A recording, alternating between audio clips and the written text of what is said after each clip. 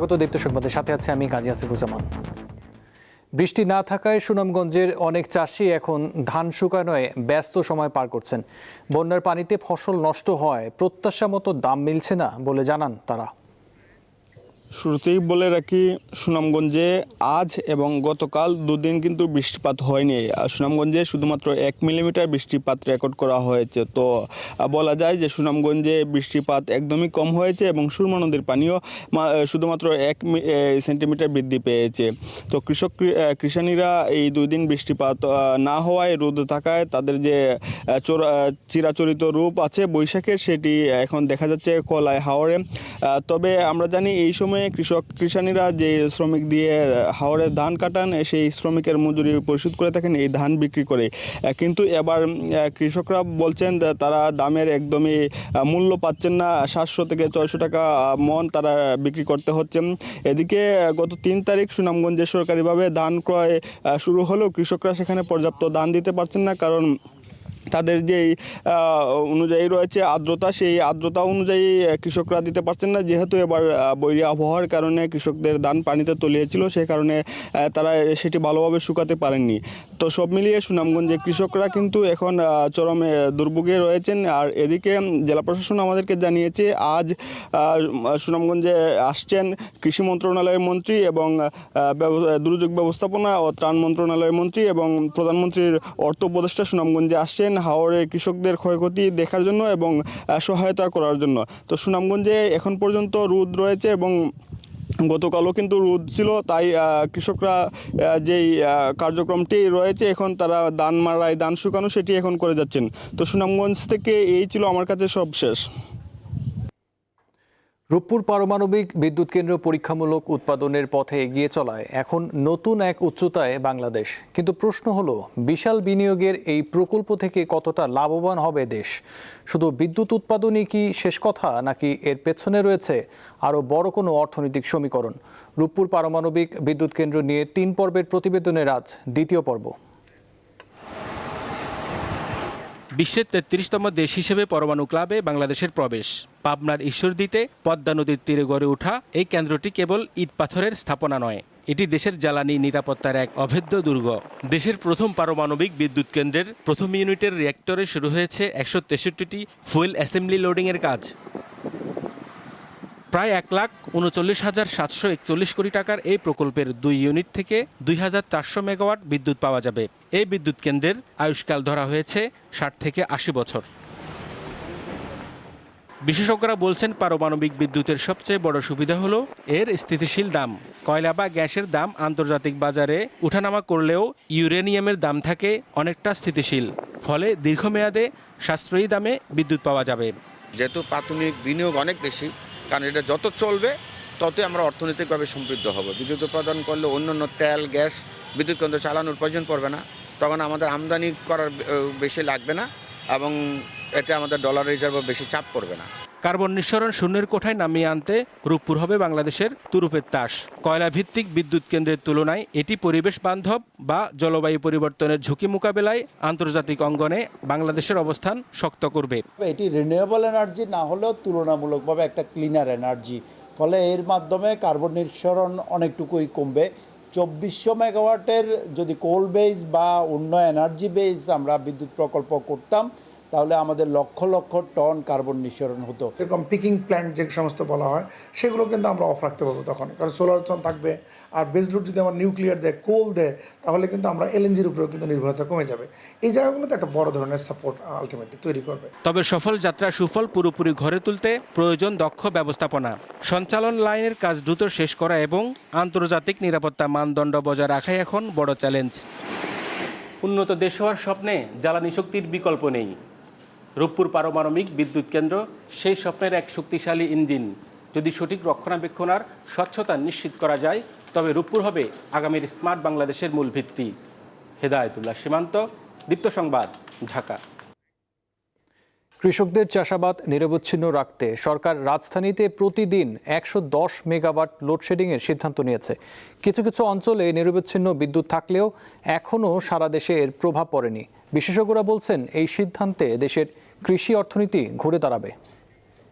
আমি খেতে পানি পৌঁছতে পারিনি, ড্রেনেজে পর্যন্ত যাই পর্যন্তই কারেন্ট থাকে না, চুষে খাই হেলাই দেয়। কারেন্ট থাকলে সে আমি এই যে যারা নাকি ক্ষেত করছে 1-150 লোক, তাকে আমি পানি দিয়ে পৌঁছে দিতে পারি। শান্ত মিয়া মানিকগঞ্জের সিংগাইর উপজেলার খান বানিয়ারা গ্রামের কৃষি জমিতে সেচ পাম্প পরিচালনা করেন। বলছিলেন বিদ্যুৎ সংকটে তার ভোগান্তির কথা। সরকার কৃষকদের কথা বিবেচনা করে গ্রাম অঞ্চলে লোডশেডিং কমানোর সিদ্ধান্ত নিয়েছে, কিন্তু এই অঞ্চলে এসে আমরা দেখলাম যে লোডশেডিং তো কমেইনি, বিদ্যুৎ খুবই কম থাকছে। সর্বোচ্চ 2 থেকে 3 মিনিট সময় থাকার পরেই আবার চলে যাওয়ার অভিযোগ এই অঞ্চলের সাধারণ কৃষকদের। শান্ত মিয়ার সাথে কথা বলার সময় এগিয়ে আসেন কিছু কৃষক। পানি সংকটে ফসলি জমিতে কাজ করতে না পারার কথা জানান তারাও। বিদ্যুৎ মনে করেন 5 মিনিট, কোনো সময় 5 মিনিট থাকে, কোনো সময় থাকে না। দিনে দিন চলে যেতেছে, আবার একটু দিলিক দিল, আবার আসলো, আবার যাইতেছে, এরকম কয়েক মিনিট পর পরই চলে যায়। বহু সমস্যা বুঝছেন, ক্ষেত খোলার বেশি সমস্যা। আমাদের বিদ্যুতের সমস্যাই বেশি বুঝছেন, এই পানি দিতে পারে না, এই যে কৃষকদের ধান মান নষ্ট হয়ে যাইতেছে। সরকার কৃষকদের কথা চিন্তা করে লোডশেডিং এর এই সিদ্ধান্ত অর্থনীতি ঘুরে দাঁড়াবে বলে মনে করেন বিশেষজ্ঞরা।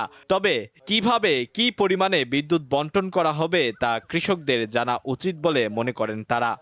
গ্রামাঞ্চলে যদি লোডশেডিং কিছুটা পরিমাণও বন্ধ করা যায় এবং গ্রামাঞ্চলে যদি ঠিকভাবে এটা বিদ্যুৎ দেয়াটা চালু করা যায়, তাহলে গ্রামের অর্থনীতি অনেক ভালোভাবে ঘুরে দাঁড়াবে। গ্রামে বিদ্যুৎ এবং জ্বালানি সংকট আছে, আপনারা জানেন।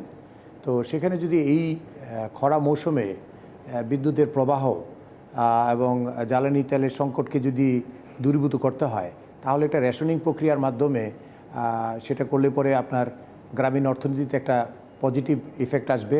নওগাঁর কৃষকরা সরকারের এই উদ্যোগকে স্বাগত জানিয়েছেন।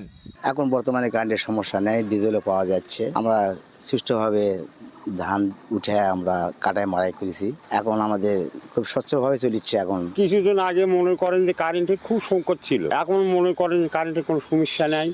আবার আল্লাহ রহমে এখন ধান পান আল্লাহ যেটাই দিছে, খুব শান্তিভাবে আমার এখানে থাকা উঠতেছে। সরকারের সিদ্ধান্তে এখন পর্যন্ত সারা দেশে সুফল না আসলেও কিছু কিছু অঞ্চল সুফল পাচ্ছে। আলোয়ান খান, দীপ্ত সংবাদ, ঢাকা।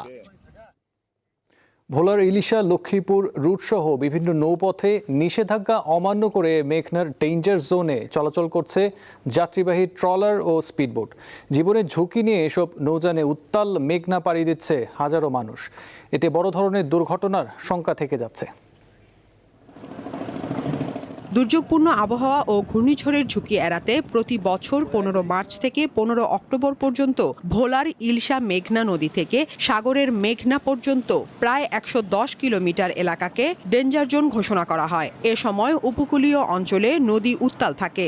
এ কারণে নদীতে বে ক্রসিং সনদ ছাড়া সব যাত্রীবাহী নৌযান চলাচল বন্ধ রাখার নির্দেশ জারি করা হয়। কিন্তু ভোলায় ডেঞ্জার জোনে নিষেধাজ্ঞা অমান্য করেই চলছে ঝুঁকিপূর্ণ যাত্রী পারাপার। বেশিরভাগ নৌযানের নেই বৈধ কাগজপত্র কিংবা অনুমোদন, নেই কোনো নিরাপত্তা ব্যবস্থা, এমনকি লাইফ জ্যাকেটও নেই। ধারণ ক্ষমতার চেয়ে কয়েক গুণ বেশি যাত্রী নিয়ে চলাচল করছে নৌযানগুলো। জীবিকার তাগিদে ও জরুরি প্রয়োজনে বাধ্য হয়ে এসব নৌযানে চড়ছেন অনেকে। 1:15 লঞ্চ আসা দেখি যে লঞ্চ নাই, এরপর আমরা আসার সময় দেখা যদি ফেরিতে যাই, গাড়ি নিয়ে আসি, সেখানে দেখি যে ফেরি কোনো টাইম টেবিল ঠিক নেই। কখন গাড়ি ছাড়, কখন ফেরি ছাড়বে, কখন ফেরিটা আসবে, এটা কেউ জানে না। নদী যে উত্তাল, এই ট্রলার মানে পদক্ষেপ না নিলে ওখানে যানবাহন দিয়ে না গেলে কর্মস্থানে পৌঁছা যায় না। আমরা দেখা গেছে অলওয়েজ কিন্তু লঞ্চ সার্ভিস থাকে না, যে কারণে আমাদের এই ধরনের ট্রান্সপোর্ট বেছে নিতে হয়। প্রতিদিন এই রুটে সরকারি ও বেসরকারি মিলিয়ে 4টি সি ট্রাক ও 2টি লঞ্চ চলাচল করছে, যা প্রয়োজনের তুলনায় খুবই কম। এছাড়া ভোলা লক্ষ্মীপুর রুটে ফেরির নির্দিষ্ট কোনো সময়সীমা না থাকায় ভোগান্তিতে পড়েন যাত্রীরা।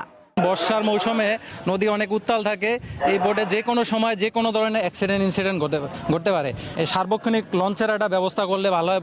এখন আমাদের তো এর বিকল্প পথ নেই, আমরা যে ফেরি দিয়ে যাব, আমাদের অনেক জরুরি কাজ থাকে, কেউ অসুস্থ থাকে, চিকিৎসার প্রয়োজন, আমাদের নদীটা পার হতেই হয়। গভর্নমেন্ট আমাদের এই বিষয়গুলোকে লক্ষ্য করবেন, যাত্রীদের সুবিধার্থে। বিআইডব্লিউটিএ জানিয়েছে, অবৈধ নৌযানের বিরুদ্ধে কঠোর অবস্থানে আছে প্রশাসন। আমার টিএ আমি বলছি, নির্দেশ দেওয়া আছে, আমাদের লোকজনকে দেওয়া আছে, নির্দেশ দেওয়া আছে যাতে ইলিশা থেকে মসজিদ চৌধুরী হাটে যে অবৈধ নৌযান চলে এগুলো যাতে কঠোর মনিটরিংয়ের মধ্যে আওতায় নিয়ে এসে শাস্তিমূলক ব্যবস্থা গ্রহণ করার জন্য। শুধু ভোলা লক্ষ্মীপুর রুট নয়, জেলার বিভিন্ন রুটে অবাধে চলছে ঝুঁকিপূর্ণ নৌযান। এসব রুটে নিরাপদ নৌযানের দাবি যাত্রীদের। সাদিয়া চৌধুরী, দীপ্ত, বার্তা কক্ষ। হামে মৃত্যুর মিছিল কমছেই না। সোমবার 24 ঘন্টায় মারা গেছে 17 শিশু। বাংলাদেশে এই পরিস্থিতিকে উচ্চ ঝুঁকিপূর্ণ হিসেবে চিহ্নিত করেছে বিশ্ব স্বাস্থ্য সংস্থা। চিকিৎসকরা বলছেন, মৃত্যুর অন্যতম কারণ অপুষ্টির পাশাপাশি আইসিইউ সংকট। তারা জানান, উপজেলা পর্যায়ে যদি আইসিইউ চালু রাখা যেত তাহলে অনেক শিশুর প্রাণ বাঁচানো সম্ভব হতো। গত 1.5 মাসে হাম এবং হামের উপসর্গ নিয়ে প্রায় 250 শিশু মারা গেছে, যাদের অধিকাংশই নিউমোনিয়ায় আক্রান্ত। চিকিৎসকরা বলছেন এদের জন্য প্রয়োজন ছিল আইসিইউ, কিন্তু দেশের সরকারি হাসপাতালগুলোতে শিশুদের জন্য প্রয়োজনীয় আইসিইউ না থাকা এবং থাকলেও তার জন্য পূর্ণাঙ্গ ব্যবস্থা না থাকাই শিশু মৃত্যুর অন্যতম কারণ। এমনই একজন শরীফুল ইসলাম 8 মাসের সন্তানকে রাজধানীর সংক্রামক ব্যাধি হাসপাতালের আইসিইউ বা নিবিড় পরিচর্যা কেন্দ্রে রেখে উদ্বিগ্ন হয়ে পায়চারি করছেন বারান্দায়। পেশায় বাস চালক শরীফুলের বাড়ি মানিকগঞ্জে। জানালেন, সন্তানকে হাসপাতালে ভর্তির ভোগান্তি। মানিকগঞ্জে ভর্তি ছিল প্রাইভেট হসপিটালে, ওইখানে আপনার 11 দিন ছিল। তার পরবর্তীতে জ্বর হওয়ার পরে ওইখান থেকে মুন্নু হসপিটালে নিয়েছিলাম। মুন্নু হসপিটালে বলছিল যে রুগী এখানে রাখা সম্ভব না, ঢাকাতে নিতে হবে। পরবর্তীতে ওইখান থেকে আপনার শিশু হাসপাতাল আনছিলাম এবং আইসিইউ নাই, আইসিইউ লাগবে। পরবর্তীতে ওইখানে সিট নেওয়ার পরে আমরা লালমাটিয়া ক্রিটিক্যাল হসপিটাল ওইখানে রাখছিলাম আইসিইউতে 3 দিন, কিন্তু 3 দিনে আমাদের অনেক টাকা খরচ হয়েছে, প্রায় আপনার 70 থেকে 80 হাজার টাকা। আর ওইখানে চিকিৎসার মানও তেমন ভালো পাই নাই, মানে 3 দিন রাখার পর কোনো উন্নতি পাই নাই, আর ওই জন্য এখান থেকে নিয়ে আসলাম। এই হাসপাতালে সমাজসেবা অধিদপ্তরের ছোটমণি নিবাসের 14 শিশুকে ভর্তি করানো হয়েছে, যাদের হাম ও চিকেন পক্স হয়েছে। এদের মধ্যে একজন গতকাল মারা গেছে। বাচ্চাদের শরীরে হাম আর চিকেন পক্স উঠছে, সেই জন্য নিয়ে আসছে এখানে। ঢাকা মেডিকেল নেওয়া হয়েছিল, কিন্তু ঢাকা মেডিকেল থেকে এখানে রেফার করছে, বলছে এখানেই ভালো হবে। চিকিৎসক জানিয়েছেন, যে শিশুটি মারা গেছে তার নিউমোনিয়া সহ অন্যান্য জটিলতা ছিল। এই ধরনের রোগীদের জন্য আইসিইউ প্রয়োজন। আমাদের এখানে আইসিইউ শিফটিংয়ের প্রথম কারণই হচ্ছে যে যাদেরকে আমরা বেশি বেশি মনিটরিং প্রয়োজন। আর আইসিইউতে আরেকটা হচ্ছে যে অক্সিজেন ডেলিভারি যে প্রসেসটা, সেটা ওয়ার্ডের চেয়ে ভালো আছে। সুতরাং যাদেরকে ওয়ার্ডে অক্সিজেন দিয়ে অক্সিজেনের মাত্রা ঠিক রাখা যাচ্ছে না, তাদেরকে আমরা আইসিইউতে শিফট করি। হাসপাতালের তত্ত্বাবধায়ক বলেন, আইসিইউ থাকলেও নেই পর্যাপ্ত ভেন্টিলেশন, শয্যাসহ জনবল বাড়ানো প্রয়োজন। আইসিইউ সাপোর্টের ভিতরে আপনার ভেন্টিলেটর দরকার হয় অনেক সময়, যে কৃত্রিম শ্বাস দেওয়ার জন্য, যেটা আমাদের 1 বছরের উপরে বাচ্চাদের আছে, কিন্তু 1 বছরের নিচের বাচ্চাদের জন্য কোনো ভেন্টিলেটর নাই। আমাদের ভেন্টিলেটর লাগবে, একটা হলেও আমরা একটু চালাই নিতে পারতাম।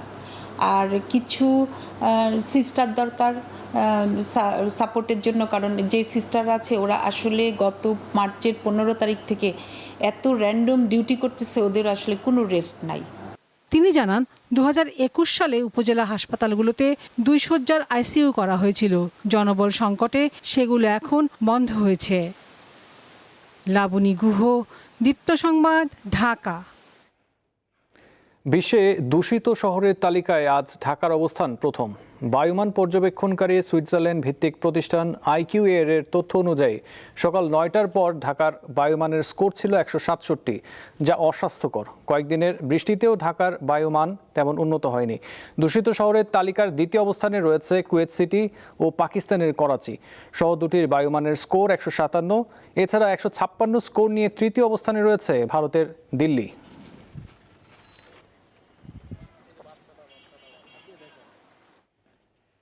টানা কয়েকদিনের ভারী বর্ষণে ঠাকুরগাঁওয়ের সবজি ও অন্যান্য ফসলের ব্যাপক ক্ষয়ক্ষতি হয়েছে।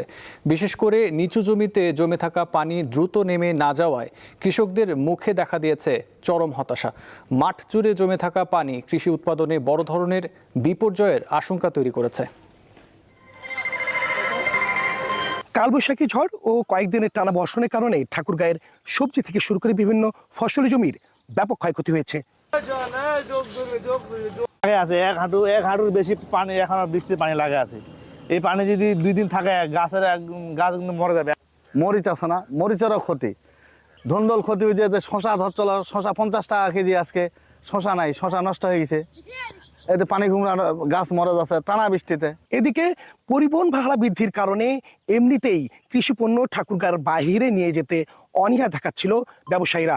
আমার ভাই 2 লাখ টাকার মতো লস হবে সব মিলায়, করলা এবং মরিচ মিষ্টি কুমড়ার মধ্যে 12 টাকা লস হবে আমার, অনেক ক্ষয়ক্ষতি।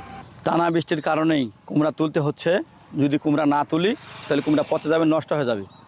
নষ্ট হয়ে গেলে তো আমরা কিছুই পাবো না। পানি লাগার কারণে কুমড়াটা আমার পাকতেছে না। এই কুমড়া যদি পাকাইতে পারতাম তাহলে আমরা কুমড়াটা মন বিক্রি করতাম 1000, এখন আমরা আজকে কুমড়া দিলাম 500 টাকা মন। এই প্রাকৃতিক দুর্যোগের কারণে ঠাকুরগাঁয়ের যে ক্ষতিটি হয়েছে এটি খুব সহজে উতরানো সম্ভব বলে বলছে ঠাকুরগাঁও কৃষি বিভাগ। যেহেতু গতকালকেও বৃষ্টি হয়েছে, এর ফলে এই ক্ষয়ক্ষতির পরিমাণটা বাড়তে পারে। তো আমরা কৃষি বিভাগ এই সমস্ত কৃষকদেরকে বলছি যে আবহাওয়ার সাথে সামঞ্জস্য রেখে তারা যেন জমিগুলোর পানি জমিয়ে না রাখে, জমি থেকে যেন তারা পানি বের করে দেয়। ঠাকুরগাঁও থেকে মনিরুদ্দিন তালুকদার, হিমেল, দীপ্ত সংবাদ। ভারতের পশ্চিমবঙ্গে আনন্দ উল্লাস করছে বিজেপির নেতাকর্মীরা। বিধানসভা নির্বাচনে নিরঙ্কুশ সংখ্যাগরিষ্ঠতা পেয়েছে হিন্দুত্ববাদী এই দল। ফলে রাজ্যটিতে প্রথমবারের মতো সরকার গঠন করতে যাচ্ছে তারা। এই ভোটের মধ্যে দিয়ে 15 বছর একচেটিয়ে রাজত্ব করা মমতা বন্দ্যোপাধ্যায়ের তৃণমূল কংগ্রেস হোঁচট খেল। নির্বাচনে 206টি আসনে জয়লাভ করেছে বিজেপি, আর তৃণমূল পেয়েছে 80টি আসন। হেরে গেছেন মুখ্যমন্ত্রী মমতা বন্দ্যোপাধ্যায়। নিজের রাজনৈতিক দুর্গ কলকাতার ভবানীপুরে 15,000 ভোটের ব্যবধানে তিনি বিজেপির শুভেন্দু অধিকারীর কাছে হেরেছেন। মমতা অবশ্য অভিযোগ করেছেন নির্বাচনে বিজেপি 100-র বেশি আসন লুট করেছে। এদিকে তামিলনাড়ুর বিধানসভা নির্বাচনে প্রথমবার অংশ নিয়ে 108 আসনে জিতেছেন অভিনেতা থালাপতি বিজয়ের দল টিভিকে। সরকার গঠন করতে হলে তাকে অন্য দলের সাথে জোট গঠন করতে হবে।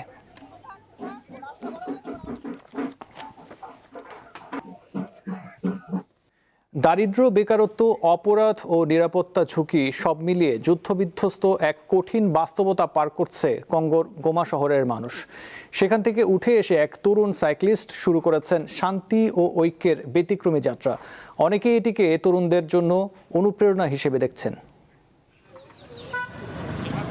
দারিদ্র ও অনিশ্চয়তায় ঘেরা পূর্ব কঙ্গোর গোমা শহর, যেখানে প্রতিদিনই সংগ্রাম চলে বেঁচে থাকার। এমন একটা জায়গা থেকে ব্যতিক্রমী এক পদক্ষেপ নিয়েছেন 23 বছর বয়সী triathlete Miguel Masaisai. Paddling for peace নামে গোমা থেকে মরক্কোর রাবাতা পর্যন্ত প্রায় 14,000 কিলোমিটার পথ সাইকেলে পাড়ি দেবেন তিনি। শান্তি, সহনশীলতা ও আফ্রিকান ঐক্যের বার্তা ছড়িয়ে দেওয়াই এই যুবকের লক্ষ্য। আমি দেখতে চাই কঙ্গো শুধু যুদ্ধ আর সংঘাতের গল্প নয়, আমরা বড় স্বপ্ন দেখার পাশাপাশি বড় কিছু অর্জনও করতে পারি। সব প্রতিকূলতার মাঝেও আমরা উঠে দাঁড়াতে পারি। ক্রীড়া মানুষকে শুধু একত্রিতই করে না, শান্তিপূর্ণভাবে একসাথে থাকা শক্তি যোগায়। সেই বার্তাই ছড়িয়ে দিতে চান মাসাইসাই। ক্রিয়া কর্মকাণ্ডের মাধ্যমে একজনের সাথে অন্যজনের সম্পর্ক গড়ে ওঠে, যা আমাদের সবাইকে একত্রিত করে এবং শান্তিপূর্ণ সহাবস্থানের বিষয়ে সচেতনতা বৃদ্ধি করে। এর আগে কঙ্গোর গোমা থেকে সাউথ আফ্রিকার কেপ টাউন পর্যন্ত 7,000 কিলোমিটার সাইকেল চালিয়েছেন মিগুয়েল মাসাইসাই। এবার তার লক্ষ্য 17টি দেশ পাড়ি দিয়ে নতুন ইতিহাস গড়ার। মোহাম্মদ হাসিব, দীপ্ত স্পোর্টস। এই ছিল এখনকার মতো। পরবর্তী সংবাদ 2টায় দেখার আমন্ত্রণ রইল। এছাড়াও তথ্য বিনোদনের জন্য চোখ রাখুন দীপ্ত টিভির ডিজিটাল প্ল্যাটফর্মগুলোতে। ধন্যবাদ।